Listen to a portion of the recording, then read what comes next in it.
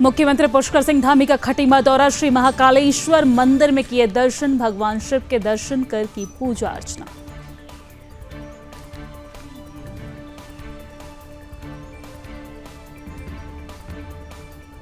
मुख्यमंत्री पुष्कर सिंह धामी ने देहरादून रवाना होने से पहले स्थानीय जनप्रतिनिधियों से मुलाकात की। स्थानीय जन समस्याओं को सुन दिए जल्द निस्तारण के निर्देश।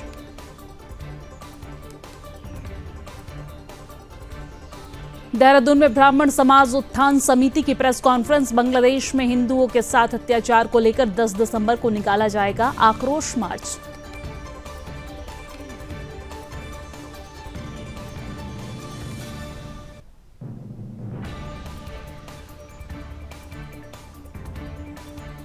उत्तराखंड में नगर निकाय चुनाव और जिला पंचायत चुनाव को लेकर शुरू हुई पार्टियों की तैयारी। बीजेपी के बाद अब कांग्रेस ने की कार्यकर्ताओं के साथ बैठक।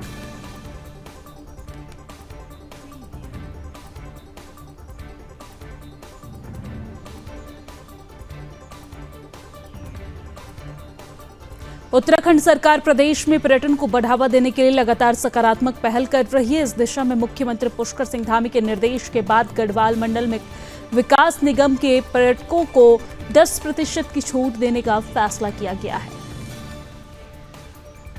लालकुआं में डॉक्टर भीमराव अंबेडकर की पुण्यतिथि पर जांच शिविर का आयोजन किया गया। 250 से ज्यादा मरीजों की हुई निःशुल्क जांच।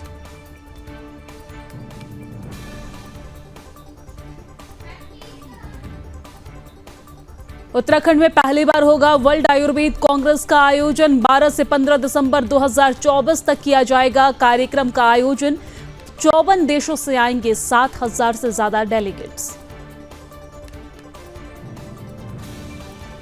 विकासनगर में पुलिस को मिली बड़ी सफलता। ग्रीन हर्बल फूड फैक्ट्री पर की छापेमारी की कार्रवाई। नारकोटिक्स दवाइयां बनाने का किया पर्दाफाश।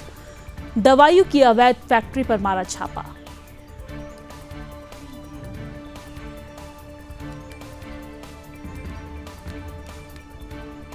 विकासनगर के पचवादुन में क्षेत्र के सड़कें असुरक्षित हैं। सड़कों पर यमदूत बनकर दौड़ रहे ओवरलोड डंपर।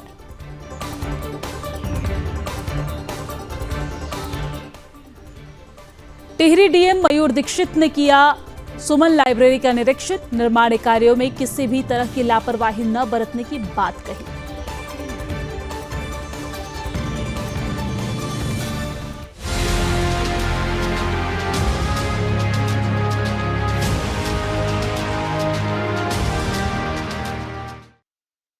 नमस्कार, सुदर्शन न्यूज पर अपना उत्तराखंड देख रहे हैं आप। मैं हूं आपके साथ दिव्या सिंह। बुलेटिन की शुरुआत बड़ी और अहम खबर के साथ करेंगे। बड़ी जानकारी आपको दे दे कि प्रदेश के मुख्यमंत्री पुष्कर सिंह धामी का खटीमा दौरा है आज और श्री महाकालेश्वर मंदिर में उन्होंने दर्शन पूजन किए हैं और इस दौरान भगवान शिव के दर्शन पूजन कर भगवान शिव का आशीर्वाद लिया है। तो ये बड़ी जानकारी हम आप तक पहुंचा रहे हैं, जहां पर खटीमा के दौरे पर मुख्यमंत्री पुष्कर सिंह धामी और इस दौरान श्री महाकालेश्वर मंदिर में दर्शन पूजन किए हैं। साथ ही साथ भगवान शिव के आशीर्वाद के बाद यहाँ पर स्थानीय जो लोग हैं उनसे मुलाकात भी की है। उनकी जन समस्याओं को सुनने का काम भी किया है। साथ ही साथ जल्द निस्तारण के आश्वासन भी दिए गए हैं। अधिकारियों को निर्देशित भी किया गया है कि जो भी समस्याएं हैं उसको जल्द से जल्द खत्म किया जाए। बहरहाल ये तस्वीर भी हम आप तक पहुंचा रहे हैं महाकालेश्वर मंदिर से, जहां पर महाकालेश्वर मंदिर में उत्तराखंड के मुख्यमंत्री पुष्कर सिंह धामी दर्शन पूजन करने के लिए पहुंचे। प्रदेश की खुशहाली की कामना की। साथ ही साथ इस दौरान उन्होंने स्थानीय लोगों से मुलाकात भी की। मंदिर समिति की तरफ से उन्हें आप देख सकते हैं तस्वीरों में कि किस तरीके से शॉल उठाकर और साथ ही साथ चित्र देकर उन्हें यहाँ पर सम्मानित भी किया गया है। तो मुख्यमंत्री पुष्कर सिंह धामी का यह खटीमा दौरा और इस दौरान उन्होंने महाकालेश्वर मंदिर में पूजा अर्चना की। प्रदेशवासियों की खुशहाली की कामना की। भगवान शिव के दर्शन पूजन कर आशीर्वाद उन्होंने प्राप्त किया है। मंदिर समिति की तरफ से उनका स्वागत भी इस दौरान किया गया है और साथ ही साथ खटीमा दौरे के दौरान मुख्यमंत्री पुष्कर सिंह धामी ने मंदिर में पूजा अर्चना करने के बाद आम जनता के, वहां के स्थानीय लोगों से मुलाकात की है। उनकी समस्याओं को सुना है। जन समस्याओं को सुनने के बाद अधिकारियों को निर्देश भी किया गया है कि इनकी जो भी समस्या है उसका तत्काल प्रभाव से निस्तारण किया जाए। स्थानीय लोगों को भी आश्वासन दिया गया है कि आपकी समस्याओं का जल्द ही निस्तारण किया जाएगा। और चलिए अब आगे बढ़ते हैं। मुख्यमंत्री पुष्कर सिंह धामी ने शनिवार सुबह देहरादून रवाना होने से पहले अपने पैतृक आवास पर स्थानीय जनप्रतिनिधियों से भेंट वार्ता की है और स्थानीय जन समस्याओं को सुना है। इस दौरान मुख्यमंत्री पुष्कर सिंह धामी ने एकत्रित कार्यकर्ताओं से मुलाकात भी की है, जहां पर मुख्यमंत्री ने जन समस्याओं के निस्तारण हेतु संबंधित अधिकारियों को निर्देशित भी किया है। मुख्यमंत्री को देहरादून रवाना होने से पूर्व लोहिया हेड स्थित हेलीपैड पर गार्ड ऑफ ऑनर दिया गया है। आपको जानकारी दे दें कि इसके बाद मुख्यमंत्री पुष्कर सिंह धामी अपने निर्धारित कार्यक्रम में शिरकत करने के लिए देहरादून रवाना हो गए हैं। तो ये तस्वीर आप देख रहे हैं खटीमा से। आपको इससे पहले हमने जानकारी दी कि इस दौरान वो खटीमा दौरे पर जब पहुंचे तो महाकालेश्वर मंदिर में उन्होंने पूजा अर्चना भी की। हमने ये भी आपको बताया कि किस तरीके से मुख्यमंत्री पुष्कर सिंह धामी यहाँ पर जन समस्याओं को सुनते नजर आए। तस्वीरें आप देखिए जरा, यहाँ पर स्थानीय कार्यकर्ताओं से मुलाकात करते जन समस्याओं को सुनते नजर आ रहे हैं। अधिकारी पदाधिकारी यहाँ पर मौजूद हैं जो यहाँ पर जिन्हें निर्देशित किया गया है कि इन समस्याओं का जल्द से जल्द निस्तारण किया जाए। मुख्यमंत्री को देखने के लिए स्थानीय लोगों में बेहद उत्साह है।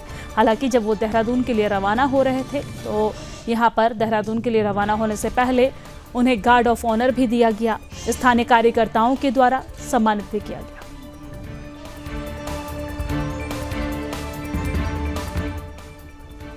और चलिए अब आगे बढ़ते हुए बात देहरादून की करते हैं। देहरादून में ब्राह्मण समाज उत्थान समिति ने एक प्रेस कॉन्फ्रेंस की है, जिसमें ब्राह्मण समाज उत्थान परिषद के महामंत्री उमा नरेश तिवारी ने बताया है कि 10 दिसंबर को रेंजर ग्राउंड में आक्रोश मार्च प्रारंभ होगा, जिसका समापन डीएम कार्यालय तक होगा। आपको ये जानकारी दे दें कि बांग्लादेश में पिछले 4 महीने में अल्पसंख्यकों हिंदुओं पर हमले में बढ़ोतरी हुई है। यानी कि जो अल्पसंख्यक वहां पर हिंदू बसे हुए हैं उन पर लगातार हमले की खबर सामने आ रही है और इन घटनाओं ने भारतीय हिंदू समाज को झकझोर कर रख दिया है।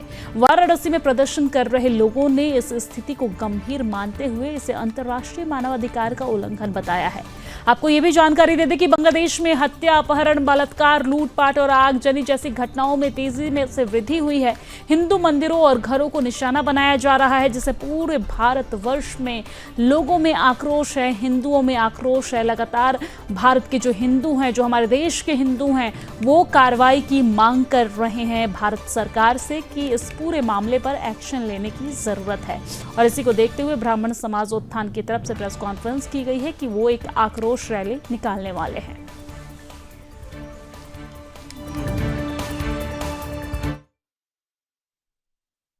देखिए, हमारा तो निवेदन है, भीड़ का तो आंकलन अभी नहीं किया जा सकता, लेकिन यह है कि जिस तरह का आयोजन है और जो भूमिका है, जो विषय है, उसके लिए तो मेरे को लगता है कि संख्या क्या असंख्य लोग आने चाहिए और आएंगे।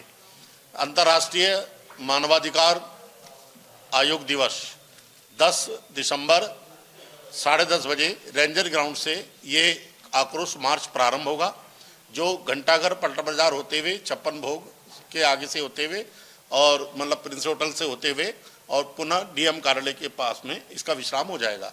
तो मानवाधिकार हर व्यक्ति का अधिकार है, उसमें जाति, धर्म और संप्रदाय कहीं नहीं आया। पहले भी हमारे धर्मों में, पुराणों में, वेदों में कई बार मानवाधिकारों के हनन हुए तो भगवान को अवतार लेना पड़ा। तो ऐसे हम भी भगवान के ही प्राण के रूप में मानव हैं, तो हमारा भी अवतार ही माना जाएगा। उस दिन हमें अपना अवतार वास्तव में मानव रूप में हम कितनी सक्रियता अपनी ला सकते हैं। और मानवाधिकार आयोग का जब जब हनन हुआ है तब तक भगवान ने भी अवतार ग्रहण किया है। सब मानवाधिकार के ही अंग हैं। जितना भागवत है, चाहे 18 पुराण है, उपपुराण है, वेद हैं, उपनिषद हैं, सब में भगवान के अवतार का मुख्य कारण भी मानवाधिकार आयोग ही है। और मानवाधिकार आयोग का हनन अगर होता है तो हमारा इससे बड़ा दुर्भाग्य कुछ नहीं है। जिस तरह से बांग्लादेश में अभी हमारे नागलिया जी कह रहे थे व्यापार मंडल के, तो उन्होंने बहुत अच्छी बात बोली कि उन्होंने व्यापार मंडल को भी 1 बजे तक के लिए सबसे निवेदन किया है आप लोगों के माध्यम से, अब आप इसकी न्यूज को जो है सार्थकता में लगाएं। और किसी जाति, धर्म, संप्रदाय के लिए नहीं है, सबके लिए है। मानवाधिकार एक बच्चे से लेकर के एक वृद्ध व्यक्ति तक और एक गरीब से लेकर के एक बड़े अमीर तक का समान रूप में मानवाधिकार आयोग होता है। और उसका अधिकार का हनन हो रहा है बांग्लादेश में, सरेआम नंगे करके बैठा रखे हैं, मारे जा रहे हैं, लड़कियों का बलात्कार हो रहा है। उनका यही नहीं पता कि अभी सांस ली अगली आएगी नहीं आएगी। इस तरह के मानवाधिकार आयोग जब भारत के अंदर होते हैं तो मानवाधिकार आयोग का हनन जब होता है तब तक हमें किसी भी रूप में, अब हमने किसी का तो विरोध करना इस तरह से, ना कोई धर्म का विरोध है इसमें।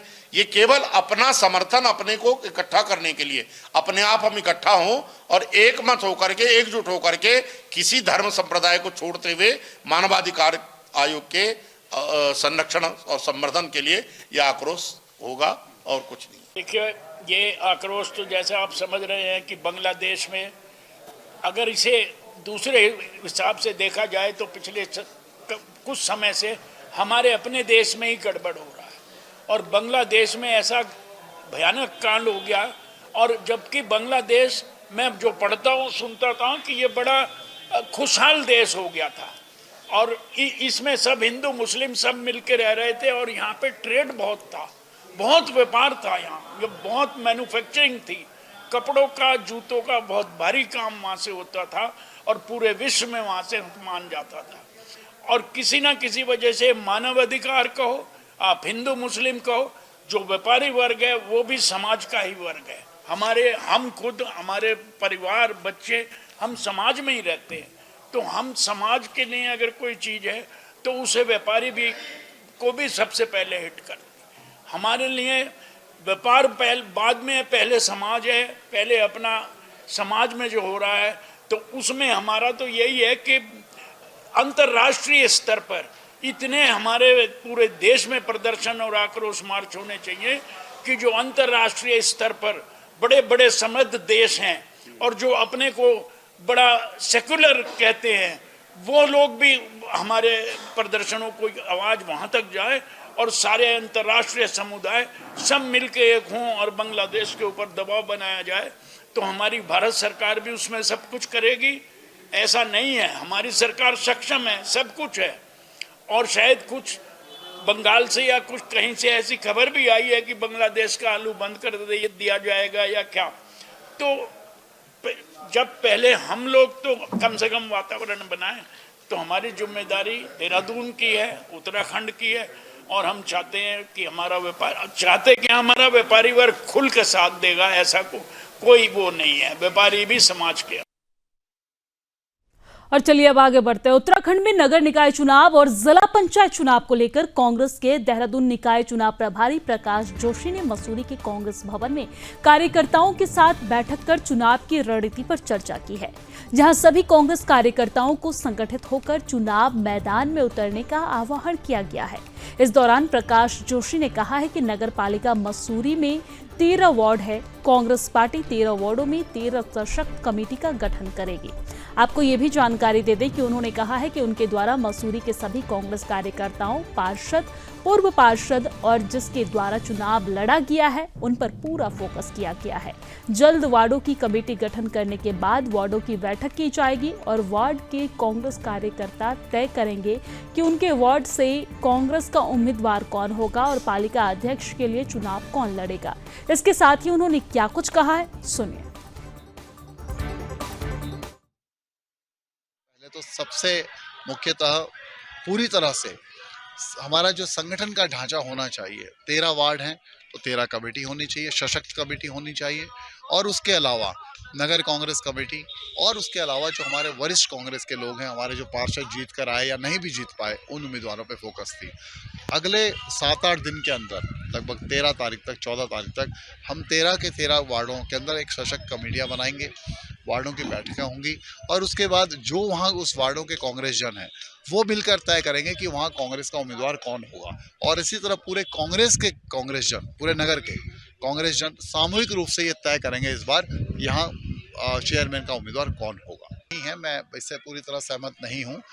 ये पुलिस की तरफ और प्रशासन की तरफ से एक चूक है कि जब उन्हें पता था कि वहाँ एक आयोजन है, तो पहले इस पूरे प्रकरण को भी समझना चाहिए।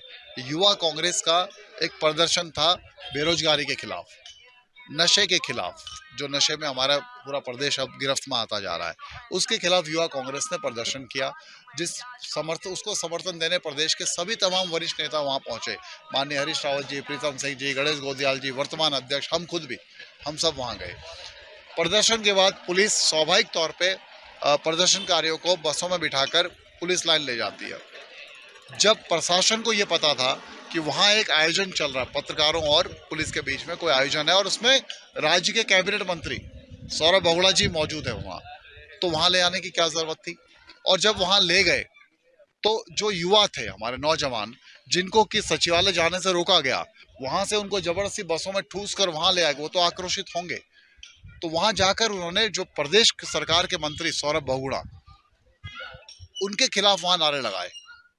और उस प्रदर्शन पे मैं समझ सकता हूँ, ये हो सकता है, संभव है कि वो जो आयोजन था उसमें खलल पड़ा होगा, उसमें थोड़ा व्यवधान हुआ होगा, जिसको शायद हमारे पत्रकार बंधुओं ने उसको सही नहीं समझा होगा। मैं मानता हूँ ये हुआ होगा, लेकिन वो किसके खिलाफ आक्रोश था? वो राज्य सरकार के खिलाफ आक्रोश था। मैं तो कहता हूँ पत्रकार साथियों ने उस आक्रोश में हमारा साथ देना चाहिए था। तो कहीं ना कहीं ये सरकार की भी साजिश है पत्रकारों को और कांग्रेस के नेताओं को भिड़ाने की।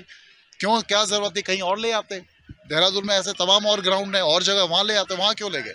इस पर भी सोचने की जरूरत है। अब शक्ल सूरत से मुंगेरी लाल जैसे कौन दिखते हैं तो आप भी जानते हैं। जब उनके प्रदेश अध्यक्ष कुछ बयान देते हैं, कुछ बोलते हैं, तो मुंगेरी लाल का सपना हमें खुद दिख जाता है, उनके अंदर छवि दिख जाती है।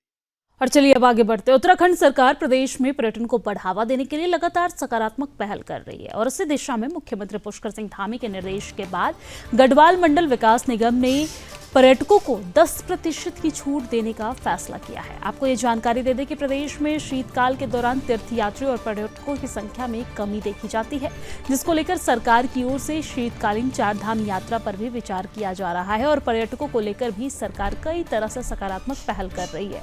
गढ़वाल मंडल विकास निगम के गेस्ट हाउस में पर्यटकों के लिए कई तरह की सुविधाएं मुहैया कराई जा रही है। इसके साथ साथ उन्हें 10% की छूट देकर इसका लाभ लेने का भी अनुरोध उनसे किया जा रहा है।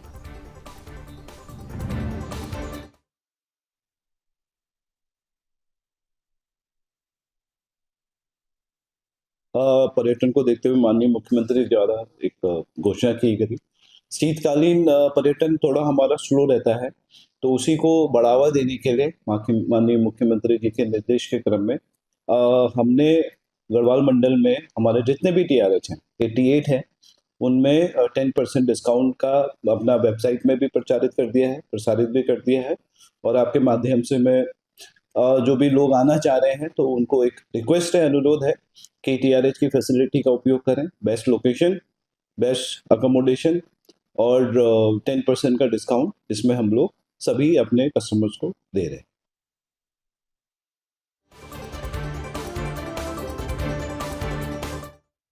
और चलिए अब आगे बढ़ते हुए बात लाल कुआं की करते हैं। लाल कुआं में संविधान निर्माता डॉक्टर भीमराव अंबेडकर की पुण्यतिथि और परिनिर्वाण दिवस के उपलक्ष्य में निःशुल्क स्वास्थ्य और जांच शिविर का आयोजन किया गया है, जिसमें 250 से ज्यादा मरीजों की निःशुल्क स्वास्थ्य की जांच की गई है। साथ ही दवाइयों का भी वितरण किया गया है। इधर आयोजित कार्यक्रम का शुभारंभ उत्तराखंड सरकार के दर्जा राज्य मंत्री दिनेश आर्य ने किया है।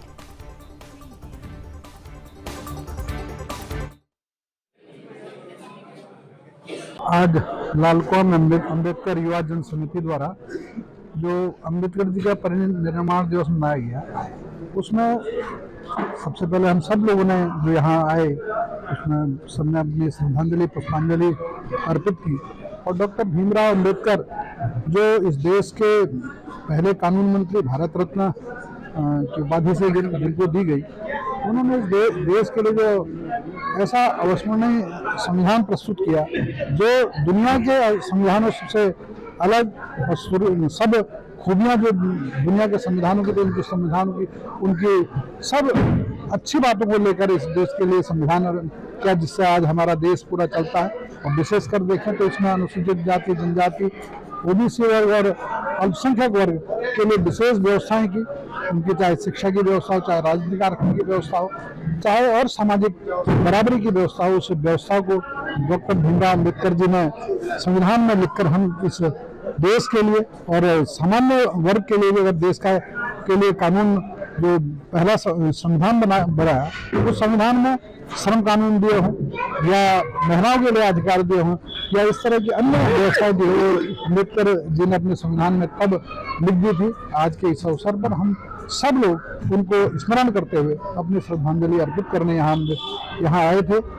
और विशेषकर मैं इस अम्बेडकर युवा जन समिति है उसको बधाई देता हूँ कि उन्होंने एक सुंदर विचार गोष्ठी का कार्यक्रम रखा, जिसके गोष्ठी में अम्बेडकर जी के बारे के द्वारा किए गए कार्य की चर्चा हुई। साथ ही यहाँ पर जो निःशुल्क चिकित्सा शिविर लगाया उसके लिए भी वो बधाई के पात्र है, जिसमें गरीब लोग अगर अपने आंखों को उनका टेस्ट करा रहे हैं, आंखों को दिखा रहे हैं, उसके लिए भी मैं उनको बधाई और शुभकामनाएं देता हूँ। देखिए, आज बाबा साहब डॉक्टर भीमराव अंबेडकर साहब का महापरिनिर्वाण दिवस है। उसमें आज हम यहाँ श्रद्धा सुमन उनको अर्पित करने पहुंचे। सम्मानित लाल कुआं क्षेत्र में इस कार्यक्रम को आहूत किया गया है और लाल कुआं की जनता द्वारा जिस तरीके से बाबा साहब को याद किया गया, वास्तव में वो एक ऐतिहासिक क्षणों का मैं साक्षी बना हूँ आज लाल कुआं में पहुंच करके। और बाबा साहब अम्बेडकर साहब ने जितना इस समाज के लिए और जो इस भारत वर्ष के लिए किया है, वो वास्तव में इतिहास पुरुष थे। जितना उनके बारे में हम बोलते हैं उतना उनके बारे में हमें अध्ययन होता है, और जितना अध्ययन उनको करते हैं तो साक्षात महसूस होता है कि हम ऐसे ईश्वरीय रूप को हमें देखने का, समझने का, उनके अनुयायी होने का मैं सौभाग्य प्राप्त हुआ है। और मैं नमन करते हैं बाबा साहब डॉक्टर भीमराव अम्बेडकर जी के जीवन के पूरे सारे आयामों को मैं नमन करता हूँ, बहुत बहुत नमन करता हूँ। सभी को मेरा नमस्कार। मैं डॉक्टर अंशुल केडिया हूँ। मैं एक छाती रोग विशेषज्ञ डॉक्टर हूँ। मैं संजीवनी अस्पताल हल्द्वानी में कार्यरत हूँ। आज मेरे साथ डॉक्टर अदिति अरोरा भी आई है। वो गायनी की डॉक्टर हैं और बाकी हमारी टीम भी आई है। इसमें मोहन पाठक जी हमारे वीआरओ हैं और हमारे साथ नर्सिंग स्टाफ भी आए हैं। हमने यहाँ पर सांस से संबंधित मरीजों को और जो बदलते मौसम के साथ सर्दी जुकाम बुखार के मरीजों को देखा है। यहाँ पर हमने हमारी जो महिला रोग विशेषज्ञ डॉक्टर हैं, उन्होंने महिलाओं से संबंधित बीमारियों के बारे में उनको जानकारी दी है और उनको दवाएं भी बताई हैं। बहुत से मरीजों में जोड़ों का दर्द और कमर में दर्द की शिकायत थी, जिसके लिए दवाएं भी दी गई है। कईयों को खून की कमी थी, उसके लिए भी दवाएं दी गई हैं। कई मरीजों के बढ़े हुए बीपी ब्लड प्रेशर भी था, जिसके लिए भी दवाएं उपलब्ध कराई गई हैं और उनको बीपी के बारे में जानकारी भी दी गई है कि बढ़े हुए बीपी के कारण क्या क्या उनको दिक्कतें आगे हो सकती हैं। तो इसलिए अपने बीपी का निरंतर जांच करें और समय पर उपचार करें और अपने डॉक्टर से मिलें। सबसे पहले तो मैं डॉक्टर अदिति अरोरा चक्रवर्ती संजीवनी हॉस्पिटल हल्द्वानी में कार्यरत हूँ। मैं एक ऑब्स्टेट्रिशियन और गायनेकोलॉजिस्ट अर्थात लेडीज की डॉक्टर हूँ। आज हमारी तरफ से अम्बेडकर नगर लाल कुआं में निःशुल्क स्वास्थ्य शिविर ऑर्गेनाइज किया गया था, जिसमें वैसे तो हमने कोशिश करी ज्यादातर महिलाओं को ज्यादातर एरियाज कवर करने की, फिर भी हमसे कई एरिया छूट गए हों, ऐसा हो सकता है, जिसके लिए माफी चाहेंगे। आप सभी के लिए हम उपस्थित रहते हैं पूरे समय 24 घंटे संजीवनी हॉस्पिटल हल्द्वानी में, जहां पर हम लेडीज के जो भी दिक्कत है, बांझपन से लेके अंडे बच्चेदानी में कोई गांठ हो, माहवारी ज्यादा हो रही हो, कम आ रही हो ही नहीं रही हो, अंडेदानी में कोई गांठ हो, रसोली हो, डिलीवरी हो, चाहे नॉर्मल डिलीवरी चाहे सिजेरियन सेक्शन, अन्य कोई भी अन्य लेडीज की कोई भी सफेद पानी या कोई भी दिक्कत हो, उन सबका इलाज हम वहाँ पे करते हैं। कभी भी आप मेरे से वहाँ पे परामर्श ले सकते हैं। और आज हमारी तरफ से निःशुल्क जांच शिविर किया गया था, जिसमें काफी लोगों ने योगदान दिया और काफी लेडीज बढ़ चढ़ के आई हैं, जिसके लिए हम आप सभी के आभारी हैं। और उत्तराखंड में पहली बार वर्ल्ड आयुर्वेद कांग्रेस का आयोजन होने जा रहा है। जी हां, तय कार्यक्रम के तहत राज्य में 10वीं वर्ल्ड आयुर्वेद कांग्रेस एंड आरोग्य एक्सपो का आयोजन 12 से 15 दिसंबर 2024 तक किया जाएगा, जिसका आयोजन राजधानी देहरादून के परेड ग्राउंड में किया जाएगा। और कार्यक्रम की तैयारियों में आयुष विभाग जुट चुका है। हालांकि सम्मेलन में तमाम विभागों की ओर से स्टॉल भी लगाए जाएंगे। आगामी 10वीं वर्ल्ड आयुर्वेद कांग्रेस एंड आरोग्य एक्सपो में भारत और अन्य 54 देश से मिलकर 7,000 से ज्यादा डेलीगेट्स आ रहे हैं और इस सम्मेलन में 1 लाख लोगों की शामिल होने का अनुमान है।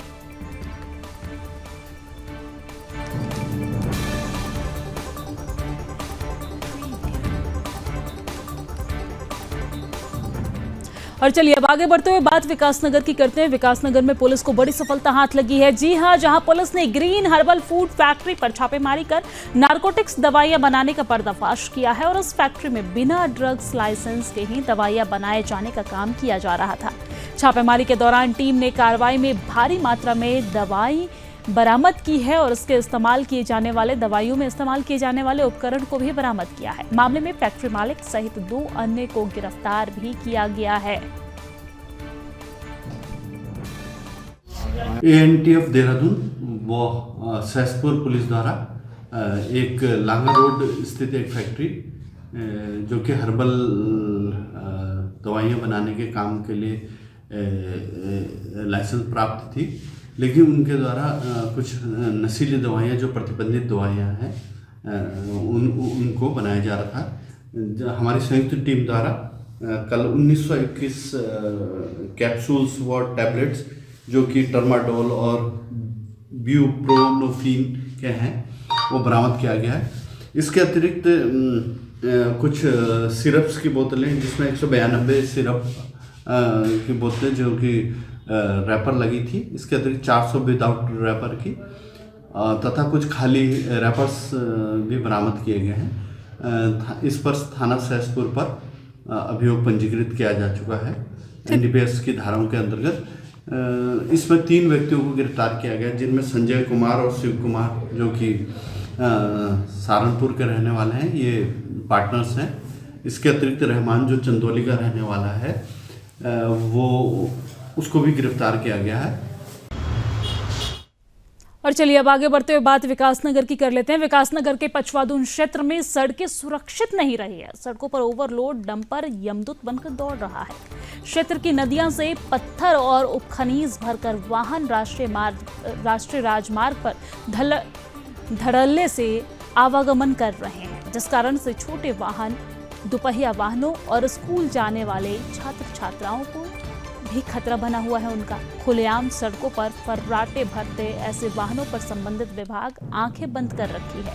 एक ओर जहां वाहनों में ओवरलोड होने की खबरें सामने आ रही है, तो वहीं दूसरी ओर डंपरों की वास्तविक बॉडी से भी छेड़छाड़ की गई है। यातायात अधिनियम के विपरीत बॉडी मॉडिफाइड की गई है, लेकिन परिवहन विभाग इस ओर कोई ध्यान नहीं दे रहा है। जब इस संबंध में उप जिलाधिकारी विकासनगर विनोद कुमार से बात की गई तो उन्होंने RTO द्वारा चेकिंग कर कार्रवाई का आश्वासन दिया है।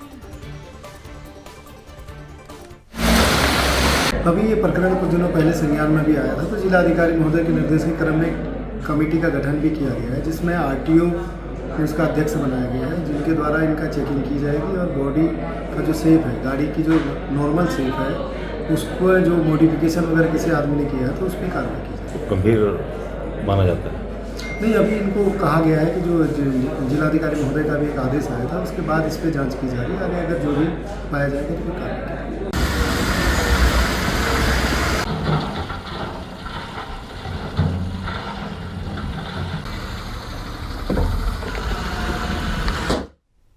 और चलिए आगे बढ़ते हुए बात टिहरी की कर लेते हैं। टिहरी डीएम मयूर दीक्षित ने आज घंटाघर बोराड़ी में बन रही सुगम लाइब्रेरी का निरीक्षण किया है। जी हां, आपको जानकारी दे दें कि सुमन लाइब्रेरी टिहरी में बन रही है, जिसका निरीक्षण डीएम के द्वारा की गई है। साथ ही उन्होंने अधिकारियों को निर्देशित करते हुए लाइब्रेरी में चल रहे निर्माण कार्यों में किसी भी तरह की कोई लापरवाही नहीं बरतने की बात कही है। जिलाधिकारी टिहरी ने बताया है कि मार्च तक लाइब्रेरी का निर्माण कार्य पूरा हो जाएगा और यह लाइब्रेरी हाईटेक होगी। साथ ही उन्होंने ये भी कहा है कि प्रदेश सरकार के निर्देश पर लाइब्रेरी का काम करवाया जा रहा है। जिला योजना का बजट खर्च हो रहा है।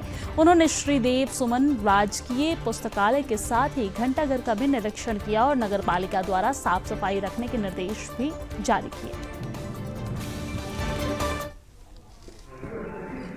लेकिन जो प्रथम तल का हमने रेनोवेशन किया था 2024 में, जो कि कंप्लीट हो चुका है। अब जो उसका ग्राउंड तल है उसको हम रेनोवेट कर रहे हैं और इसको जिला योजना से हमने इसका फंडिंग करी है। मार्च तक का डेडलाइन है। एक नए लुक के साथ एक हाईटेक लाइब्रेरी बनाने का डायरेक्शंस थे राज्य सरकार के, तो हम प्रयास करें कि नई टिहरी में जो ये एक पुरानी लाइब्रेरी है इसको हम ठीक करें। और आधा काम इसमें पहले हो चुका है, आधा अभी जो है उसके लिए अभी कार्य प्रगति पर है। और इसी के साथ अपना उत्तराखंड की खबरों में फिलहाल के लिए इतना ही, लेकिन देश और दुनिया की तमाम खबरों के लिए आप देखते रहिए सुदर्शन न्यूज। नमस्कार।